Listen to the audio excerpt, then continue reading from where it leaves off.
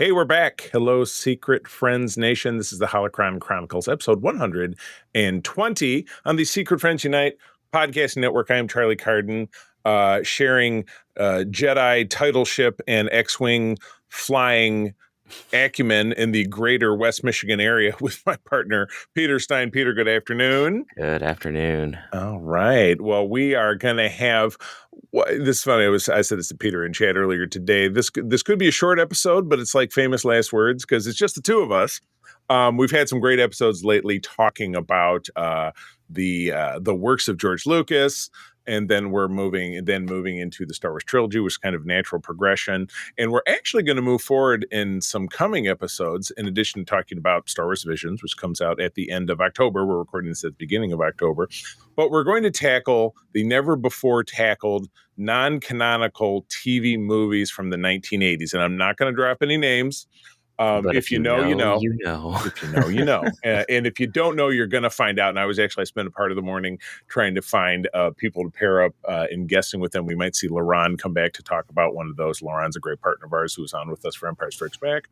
But anyway, today we're actually going to talk about the 4-episode little mini season 2 of Lego Star Wars Rebuild the Galaxy. So we'll get into that in a hot second.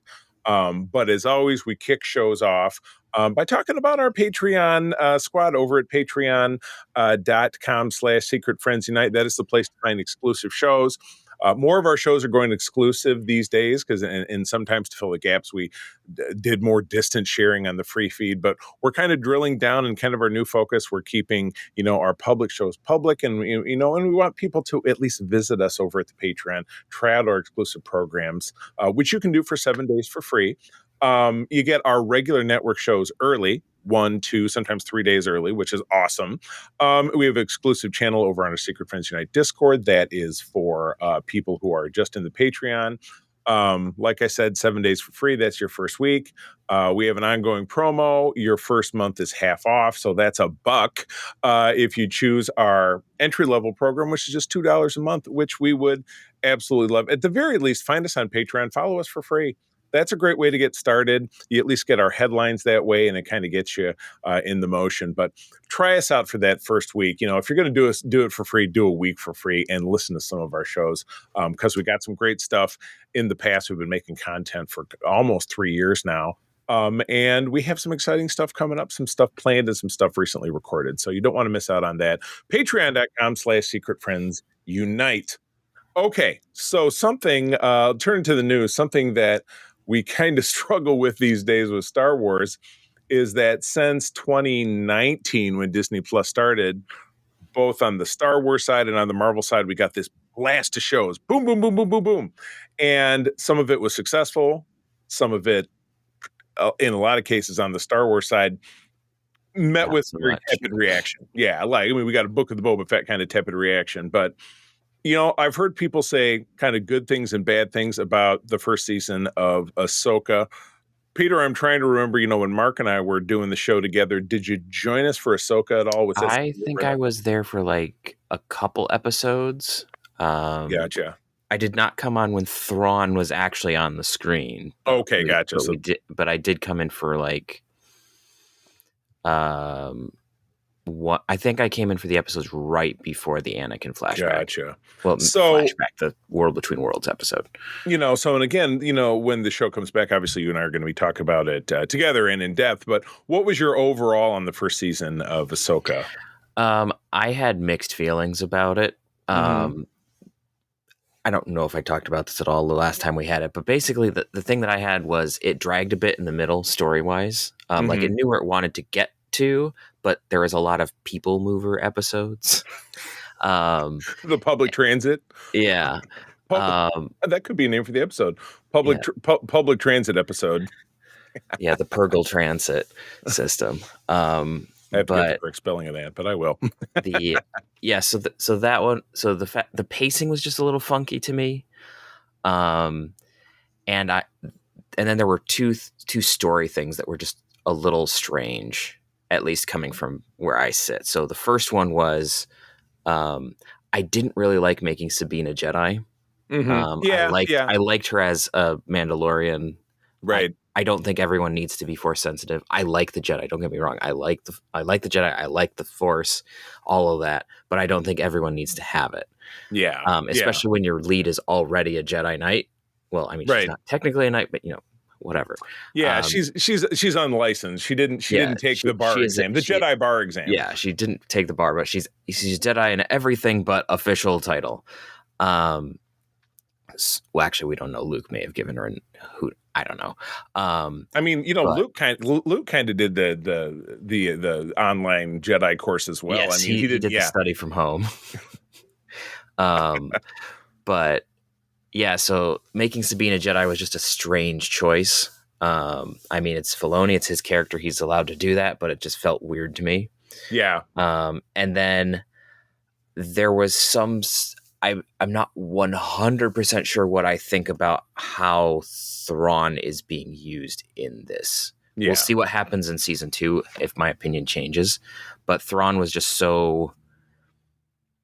he wasn't really doing a whole lot. Obviously, he was just kind of sitting out in the unknown, out in this He did other a lot galaxy. of standing around and opining. Yeah, and then we didn't really see a lot of his genius. Like that's the one thing that like Rebels and this don't do. Like they do it fine, but they don't do it like as well as they could. Where it's like he's 3 steps ahead of everyone at least. Right. And they didn't do the bet, especially in like the final battle stuff. It just didn't feel like Thrawn knew what was going on, and he should have at that point. Yeah.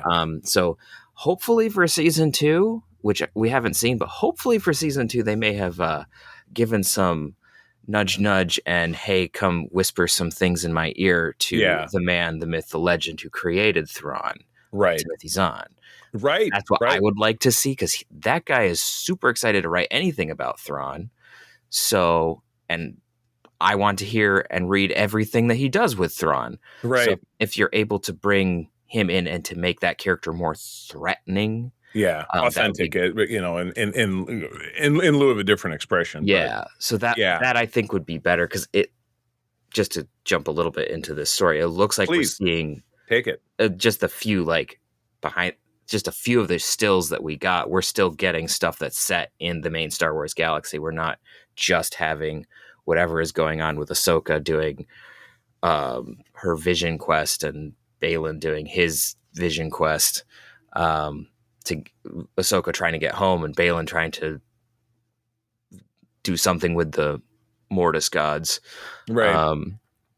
So it looks like we'll be more back in our galaxy. And so that's why I want to see them do a little bit more tightening up the writing with Thrawn's character, because since he's going to be there. Right. No, it would be good to believe that that there's a little bit of a twisted up, maybe some feedback. You'd love to know that writers care about fan feedback within reason, as long as the fans are giving feedback some about feedback something that's is totally just ridiculous. Garbage, but like precisely. some of it's like I mean, obviously my opinion isn't like the most important, right? Like, it's like I don't think about we have this. a podcast. It's like I would have done things differently this way. I don't like that. Like, everyone's entitled to an opinion. It just doesn't mean that it's necessarily the best opinion. Right. So anyway, the long way around is that obviously we're talking about that as of, this recording, within the last 10 days, season 2 has wrapped its principal photography over in the United Kingdom. And there is first of all, there's Crackerjack shot of the actor whose name I don't remember, who is playing adult Ezra. Yeah, I forget. Ezra, thank you very much. I forget his name. Exactly. Really, really kind of molded to look like as the character really did 10 years prior in the Rebels cartoon show. But he's wearing, now this is a jacket actually produced by the jacket guy that I work with. That I got a jacket that I sold you because it didn't quite fit me right. The second jacket I got really didn't fit me right. I don't want to put the guy down, but I won't say his name. The quality is really nice. The sizing leaves something to be desired with. I believe he sells this jacket, and I would be totally on board having it. But no, it's a cool shot, and it looks like he's sitting in a very, blockade runner sort of, interior, Rebel Alliance, New Republic kind of setting, which I think is super cool.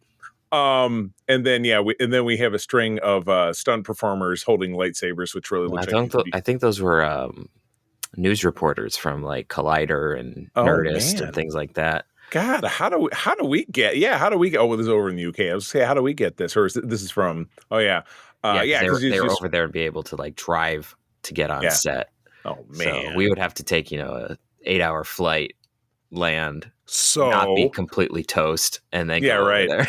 I could pull it together. It's what we call in the business stage health. But Yes. regardless, to put a pin in this, if principal photography is wrapped, if the lessons of really even the original trilogy or other films are any example, it could be a year before we see this, which Yeah. I really hope it's not the case. I remember, The yeah, notes say 26.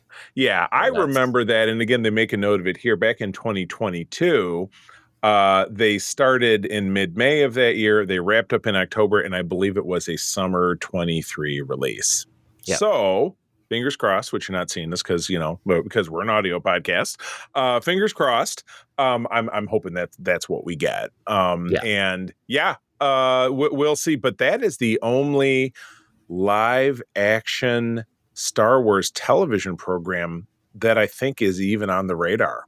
Yeah. Do we have anything else, or am I drawing a blank?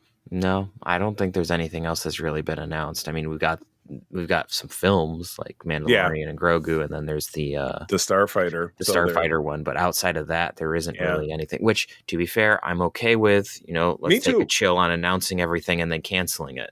Right, So, yeah, because there was a steady string of that. So, but more than that, what we have to look forward to is the kind of thing that we're talking about today. So, which is animated programs and animated programs that are really geared towards a younger audience. Let's not forget, as we've been talking about for the last several episodes, and as we had guests on who are closer to my age than they are to Peter's age, people who grew up watching these Star Wars films, they really were geared towards a young audience, which yep, I was back then. And our friend Jonathan Snedeker was a little bit older, but, still it was something that kind of reached across the aisle. Our friend Laron is right around my age. It kind of reached across the aisle to him. So, but today we're talking about the second season, or rather it's simply named Pieces of the Past of Lego Star Wars Rebuild the Galaxy. So this is a fun one. It's if you didn't we definitely had coverage of this when the first season came out last year, if I'm not mistaken. Again, I don't have the article opened up, but I'm just remembering my recollection. Mark and I definitely chatted with it. I'd have to look back at the schedule to figure out who was there with us. It might have just been it wasn't me. I know that. yeah. But and again, we'll go through some bits and pieces about it. It's a lot of fun, but really, it is a treehouse of horror, Simpsons style, removed from anything that you would say, hey, that doesn't fit the bill. That is It's really geared towards kind of the Lego movie style, kind of Ninjago movie style, kind of just fun romp. You can tell it's it's for kids. Yeah, general Lego madness. Which general Lego if madness. you've Yeah, so it's played the Lego games, watched any which of their shows, it's yeah, it's the exact same goofy zany humor running right. through the whole thing. Which is exactly. If you're not at all familiar with the concept, I'm going to blast through some of the casting real quick, and you're going to see. And then I just have a handful of notes, but we do have episode summaries that we'll go through here, and just kind of get the ball rolling. But the show itself stars Gaten. I can never say this guy's right. This kid from Stranger Things. Metarazzo. Metarazzo. As Meta- Sid, he's a nerf herder. Right there. Love it. Sid, content and quiet life, and hides his force powers. Now, this is a summary from the first season.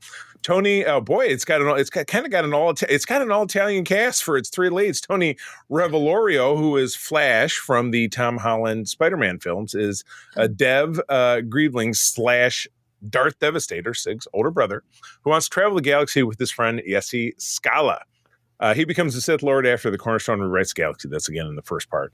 Bobby Moynihan of Saturday Night Live fan is Barbarian Jedi Bob Afol. I just call him Jedi Bob in my notes. I went back and changed notes. I'm like, no, I think Jedi Bob rolls off the tongue a little better. It kind of fits the bill a He little hates better. it, but you know what? He warms up to it in the end. He does. So. In the end, he gets on board with the gag.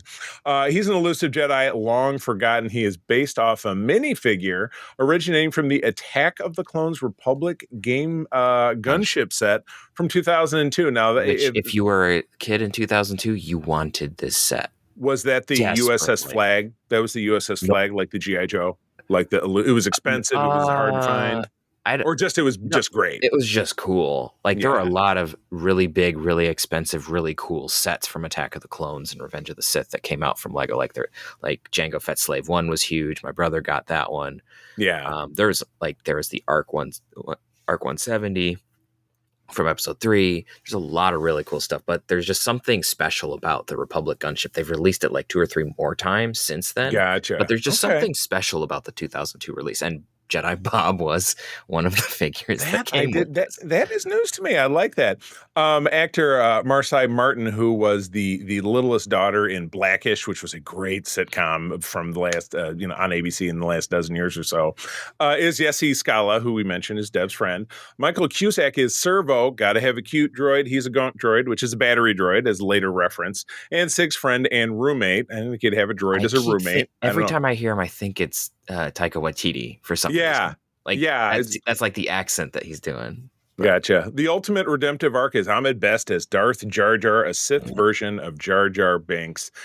Here's a guy who definitely gets the last laugh. I appreciate that because that role has been a challenging bit for Ahmed Best in his lifetime. There's plenty written about that. We don't necessarily need to yeah, get into it, but it's glad to see him being able to enjoy that. Mark Hamill reprises role as Luke Skywalker, who is, I think, a pod racer instead of being a Jedi Knight in the first season, who yeah, eventually joins the crew. he's like a pod surfer, like pod race on the beach. That's right. Dan Stevens, who is an actor who's come to wide acclaim, I think he was in the most recent Jurassic World movie as well. Not that I'm bragging about that movie. I don't say Yeah. it was not the most fantastic. Is Soltus, which that's Solitus, Latin Solitus. for Let's see. singular Yes, there you or go. alone. Well, there you go. Very nice. Jedi Bob's former master who sought access to the Force Hold. And the Force Hold is like the Darkhold from the MCU, like WandaVision / Agatha all along, which we're watching right Yeah, now. But it's the dark book of the dark secrets, the darkest of the dark. yeah. It kind of feels like a. It also feels like the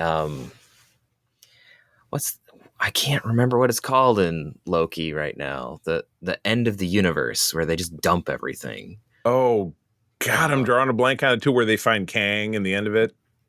The uh nexus of all realities kind of yeah, deal. kind of. Yeah, And then kind of, sort of. and then we're like in Deadpool and Wolverine where they end up that Oh, the place. void. They end Yeah, up the in the void. void. So it And feels yeah. kind of like that too. Like it's a mix of those two ideas. Got it. And a quick sampling of the supporting cast. These are all familiar names to anyone who has watched the Clone Wars or other animated Star Wars projects, or really just other animated projects in the last 25 years. D. Bradley Baker, T.C. Carson, Nika Futterman, Phil Lamar, Ross Marquand, who's a great actor. Walking Dead actually was the Red Skull in the later Avengers films. Catherine Tabor.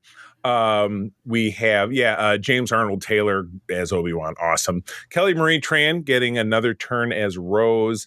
Billy D. Williams as the Landalorian. Now, Billy D. That's Williams is one amazing. of those actors who, just like and of course Anthony Daniels is in this as C-3PO, just is indelibly stuck to the brand. Their brand is the Star Wars brand, so that you're Yeah. going to find them in most projects, voice projects that come along.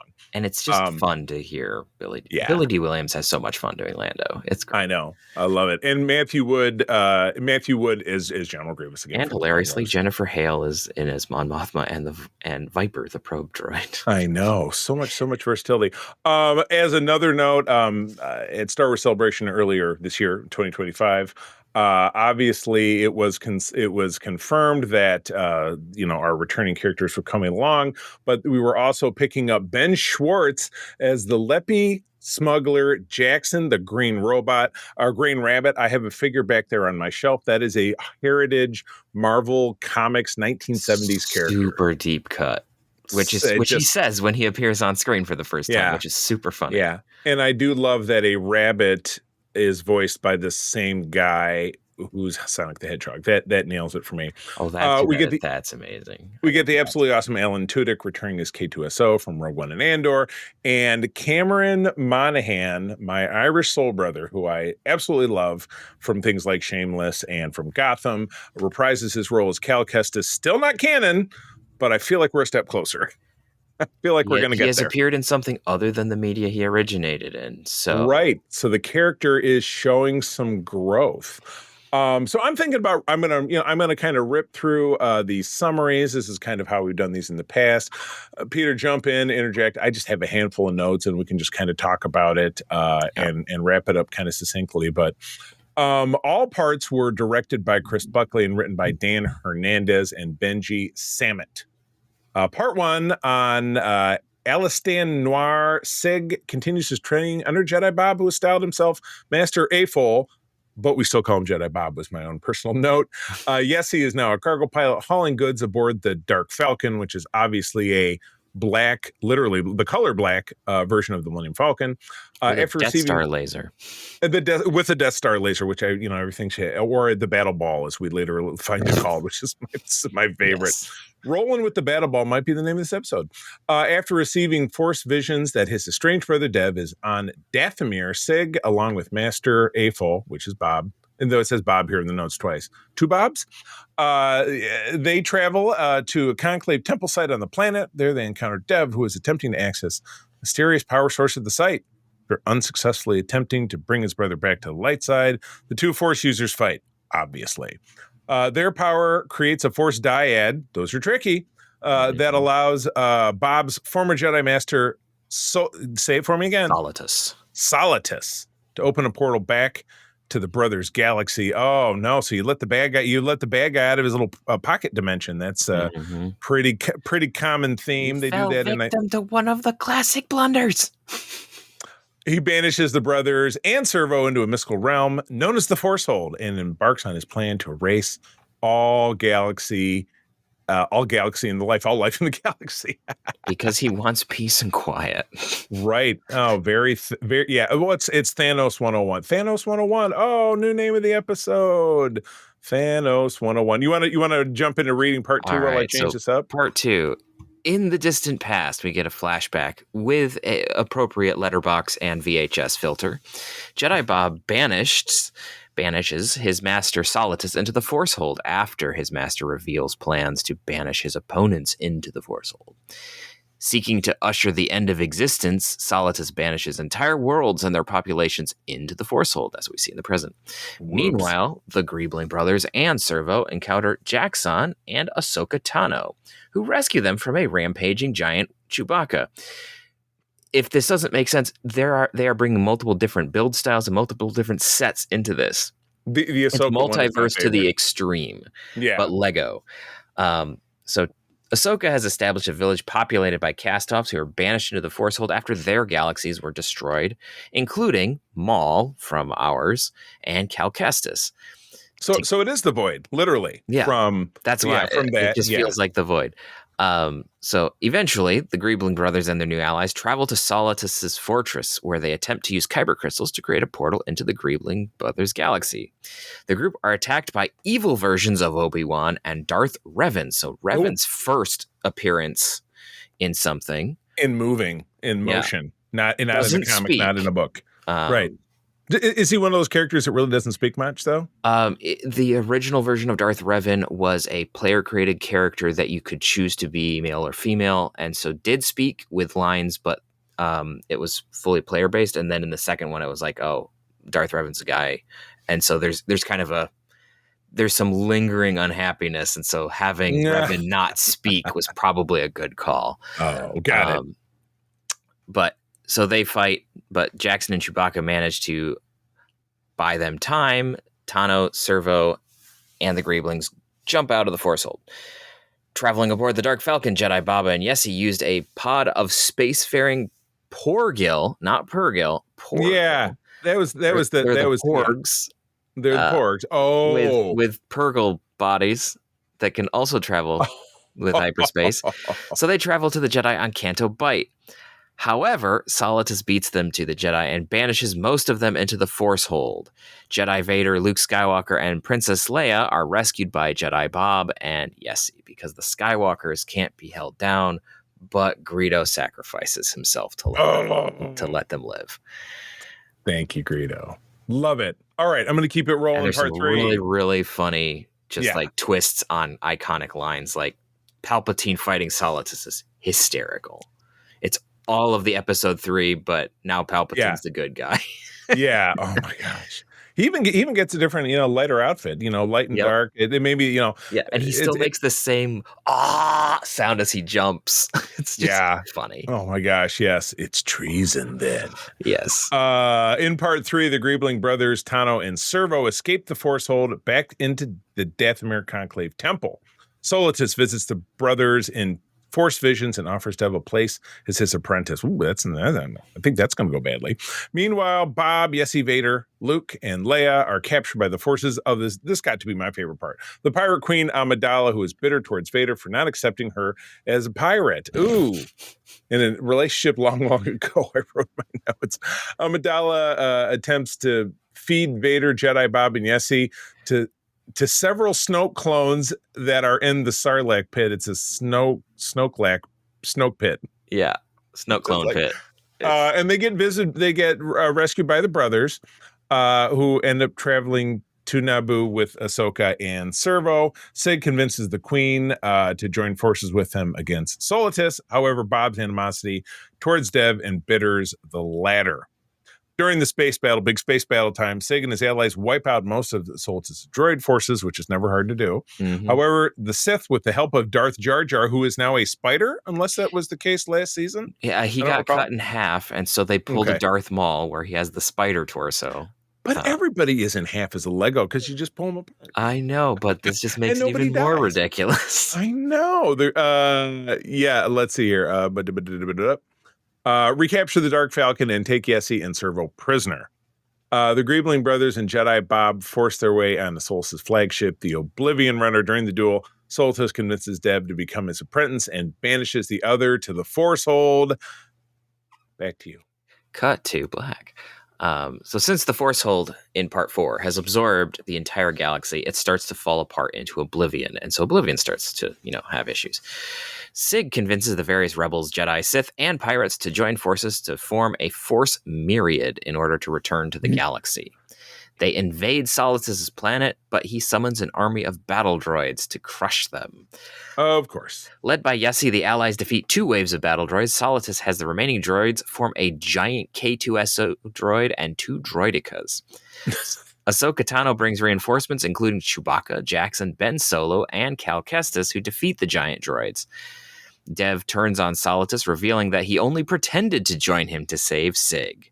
Dev, Sig, and Jedi Bob fight Solitus, who summons several portals into Oblivion. Together, the 3 Force users banish him into Oblivion instead.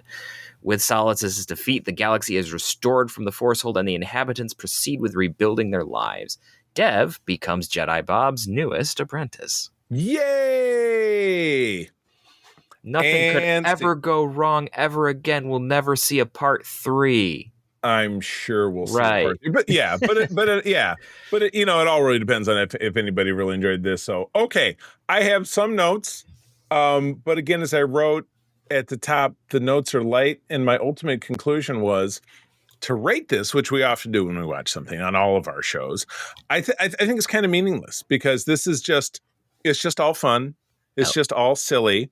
It might have some Lego being Lego. Yeah, it might have some meaningful messages because I was watching this morning with April. Even she said that line about family. Here, I wrote it down. You don't not mean nothing to me. It's funny because many of us have family members that we don't get along with. Some we have family members that we're estranged from, like myself, April.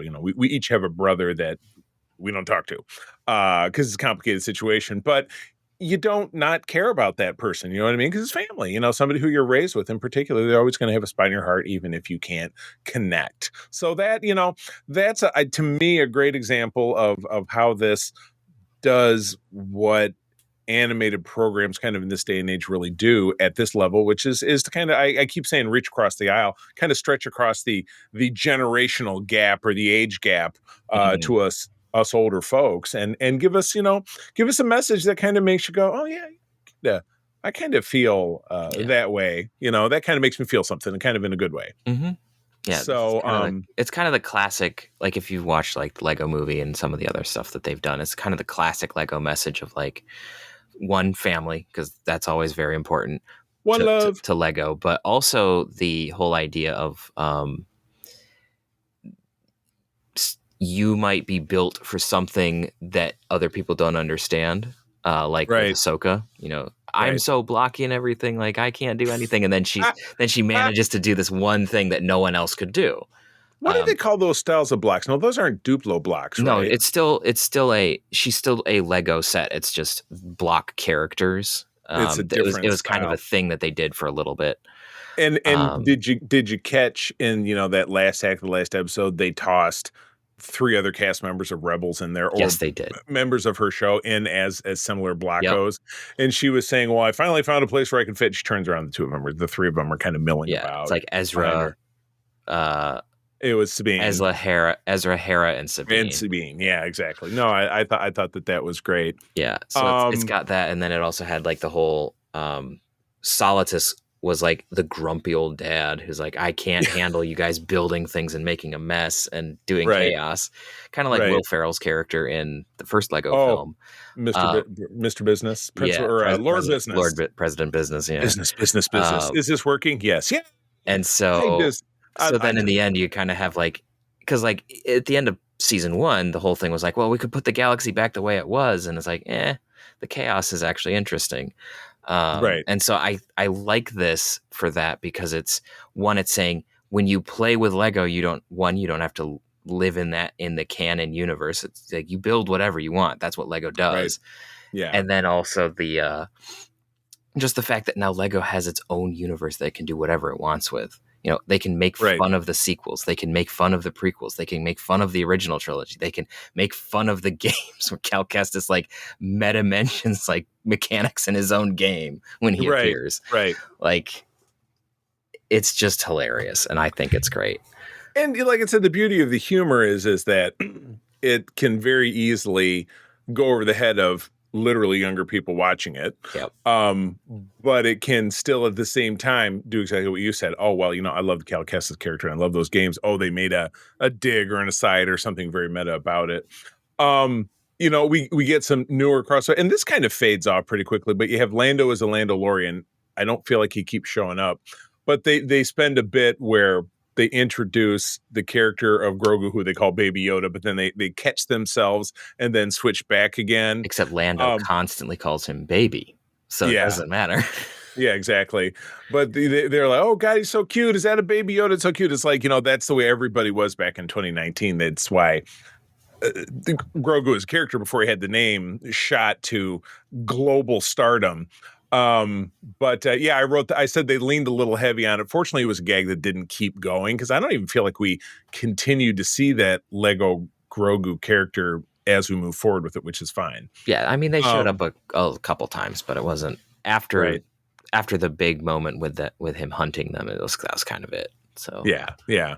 I mentioned before Ben Schwartz, who is Sonic the Hedgehog, is Jackson, the giant green robot, who is playing perpetual badass in this. He says he's all about the stick and the carrot and the stick. So he yeah, just makes himself out to be a super bad guy. Those poor Gil, I said we have to go in its mouth. It's better than the alternative, which is the line which you can just use your imagination to figure out what she meant. But again, we're like, oh, you have to go in its butt, but they don't have to say. it's Lego. It's Yeah. tangential potty Yeah. humor. They love to Right. do that. Cassian Andor in service of Pirate Queen Amidala, a relationship far, far away, the moral high ground versus the literal high ground. They go on this not even 15 seconds of like quip. They kind of quip me out, but they brought me back with R2D2, the Yeah. pirate droid. I was half expecting C-3PO to say something. Oh yes, I'm a pirate now because of my black arm. Like, Oh my God. Yeah, they right. they had it on screen just long enough that you knew that was the joke, and they didn't have to say it. Right. Exactly. I love because it's they're pirates, but they're going to what essentially we think is a sarlacc in the desert. So I wrote a sarlacc by the sea. I said that's a setting I liked, and then they turn it into a snow pit. But and again, I mixed the characters. One of the characters is talking to another the cargo pilot character, who's again I Yes, yeah. vaguely away. I can't remember their name. And she said, "Who is Snoke?" I don't know. And she goes, "It doesn't really matter." Yep. Who's Snoke? No one knows. It doesn't matter. Yeah. Whatever. Moving on. And it was cute to see because the Princess Leia character and the Luke Skywalker character connect with the Pirate Queen Amidala, and she was like, "Leia, you remind me of me, and Luke, you remind me of Anakin, but I won't hold it against you." Uh, Yep. we get BB-8 as the BB wing, with the head that flips up and down, makes a noise. It was all very cool. The space battle that we got, and I think that was in part 3. I feel like we haven't seen a space battle like that since Rogue One in the Star Wars anything. It's just not quite as great. Well, Rise of Skywalker, I suppose, but There's certainly some, on but not the yeah, same like yeah. chaos of things going in Yeah. multiple But I different mean, directions. that was pretty great. And again, they do it. They have a big, punch out on what it kind of looks like Crate. It's kind of the desertish kind of planet at the beginning. And when K2 kind of morphs into a giant sized version of himself, because we just watched it recently, we're going to be talking about it with our partner Eric Hultgren coming up about the new Tron film. But at the end of the first Tron film, the main villain, who was played by David Warner Sark, morphed himself with the help of Master Control. The villain morphed himself into a giant sized version, was trying to stomp on the hero. That gave me this flashback to that. So I kind of enjoyed that very much. So I like the line you're with the Viper, who is the probe droid, and then who is our battery? Saul or Servo? Tom Servo? Servo. Tom Servo was MST3K. Proposes a relationship to the Viper droid. Viper says, "You're a probe droid. I'm a battery droid." It's the oldest story in the book, but the follow-up line, this is, somebody write this down. This is the Star Wars pickup line. I'm a battery droid. I can tell when there's a spark. That wins that wins the contest. That wins. Ahsoka saying, "I haven't had this much fun since the Clone Wars," because she picks up one of the droideka bodies and merges with it. Yep. And that's how she kills the giant K2SO, the giant K2, and then you also have the giant Chewbacca show up. So I mean, it was all over. Yeah, it was all over the place. I can't even really rate it because it was so much of a rockin' good time. You know what I mean? And you kind of consider these as a way to keep things held over and kind of excite, and keep, drawing people back to Disney Plus, which has obviously been struggling with a lot of the things going on in the climate right now. And but I mean, I was never going to drop Disney Plus because we do this, and but you can understand from whatever perspective that they need to draw people back. They need to keep people engaged, and they're trying to, I don't want to use the word grooming because it's a terrible expression to use, but they're trying to foster a new generation of Star Wars fans and grab them young and give them something that appeals to, I love Legos and I like the sets, and I build them with my brother, or I build them with my dad, whatever it is. And then to put it into something that is just kind of rip-roaring adventure. It's a ton of fun, and you don't have to ever see it ever again. You don't ever have to worry about if there's going to be another part. It's not giving you a storyline that you're like, oh my God, what happens next? I have to see some resolution for these characters, whatever it does. It doesn't involve that. If there's at all, more, so. Great. If there's not, it's not the end of the world. Exactly. So, it's not like Ahsoka, which we were talking, the TV show, which we were talking about earlier, which left us on a cliffhanger, and maybe we liked it, maybe we didn't, but you certainly want to see where it goes because it's part of an overall storyline with one of the bigger bads in Star Wars that you want to see kind of where his story evolves or ends, because by the time we get to the sequel trilogy, there's no sign of any of those characters really, so you don't really know how any of their stories end, if at all. So this was fun, and again, it's out there on Disney Plus. It's 4 segments that are about 25 minutes each, so it's a little over 90 minutes to knock all these out. And it's a great thing to watch with kids of all ages. There's not any swears. There's not anything really scary. And again, the beauty of programming like this is that it can very easily go over the head of a younger person and toss out a reference that's going to make people like us giggle. So it's just classic earlier child entertainment where they knew that the parents were going to be watching it as well, and so it's like, okay, we got to entertain the parents too. Whereas a little bit now you have the parents are just going to turn the TV on and walk away, so it doesn't have the same sort of extra jokes. Whereas this one, it's like, yeah, of course the adults are going to be watching this. It's Lego and it's Star Wars. They grew up on this too. We're going to make some fun. Yeah, right. We're So, gonna snag it. Yeah, we're gonna snag them. So, any other thoughts? Great moments? Big likes? Any kind of dislikes before we kind of wind things down? I mean, I just thought that the whole thing was amazing and hilarious. Mm-hmm. I grew up playing Star Wars Legos. I was the target audience when Lego started releasing Star Wars sets because they started Right. releasing right before Episode 1. Mm-hmm. So you got like the classic original trilogy sets, and then like the very next year you started getting Episode 1, and those are the ones that like we got as kids. So I Yeah. have been in the Lego Star Wars world since it started. So this was just a whole lot of fun. The only thing that I was mildly disappointed was because we had pirates, we once again did not have Hondo Oh, Ohnaka. your favorite Star Wars character? I would hazard a guess. If Yeah, not, certainly top three. he's up there, but so we didn't have him even in like a reversed role or something. I just think that would have been hysterical. Well, Solitus, didn't he kind of have wasn't he the same He was a race as Duro. Hondo? A Duro, He was a yeah. Duro. Hondo is a why can't I remember? Because You Cad see, Bane's a Duro. Hondo oh, is oh, you're right. yeah. Yeah, Hondo you're is right. not. The race is escaping my brain right now. My But brain, it just jammed them together. But hey, if you're hearing us talking on the socials, give us a ping because we've yeah, forgotten something. But that's probably well, pretty it's a thing that obvious I to say pretty. hardcores. I say his race fairly often, so I don't know why I can't remember. But Oh my gosh. Well, it's um, just, yeah. Well, as soon as I navigated away from the jumping between two documents, I didn't have the name of any of the characters in front of me. It was all gone for me. So yeah, no, so that's okay. So, yeah, well, cool. All right. Well, I would imagine, yeah, I said I would not be at all surprised if there's a third segment of this that a year from now we're talking about that. So, yeah, there's two seasons of this. Obviously, the first season is, I believe, the same makeup. So yeah. it's It's four this. episodes of 25 minutes each. Yeah, So same kind of go deal. knock them out. If you got kids, plunk them down, watch it together. Not a bad way to introduce people, little kids, to Star Wars anyway. If they're Yeah. little, you know And what I it's mean? got But also, so many jokes, especially in the yeah, first part where it like the cornerstone.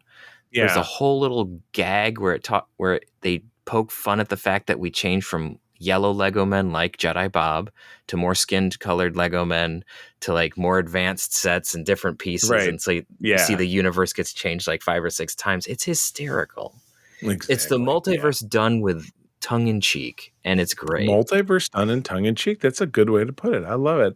All right, cool. Well, that's our show. I promised a shorter one by maybe about 15 minutes, but Yeah. it's not about time. It's about the content. But yeah, we'll be back next week. We just landed a great guest to talk about a couple of episodes from now to talk about something that we've been putting off for a long time that we're going to enjoy. But we also have a pretty cheeky episode next time out. I don't want to spoil it. But as I said, it's a thing that chronologically followed the Return of the Jedi as far as what a release. So do your math on that. You'll get it figured out. Laurent may or may not be with us. I kind of floated the idea to him, and he kind of reacted like, "Oh no."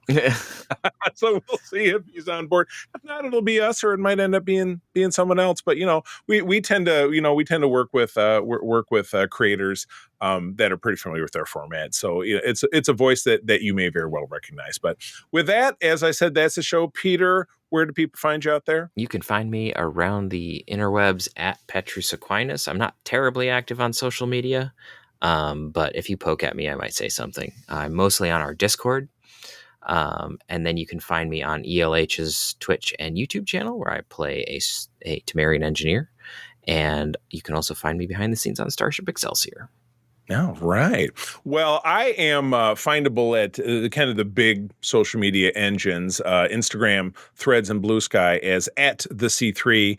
And I'm also, stepping in on all three of those to head up the effort for Secret Friends Unite, which I, doing postings, things like that. But And also staying very active on our Discord. We have a lot of great chats there, so we'd love to have you there. But the thing I've been focusing on since I kind of took the reins is the Secret Friends Unite YouTube channel, which really just these days we've kind of tightened the focus to have our spotlight interviews be the videos that you watch, because we're interviewing creators and actors, and that's something I think worthy of seeing. But also really focusing on, and these are really starting to take off, YouTube Shorts, and then I've also started a channel over on TikTok that has those same shorts. That April is my editor. I'll shoot a video. Sometimes she'll join me.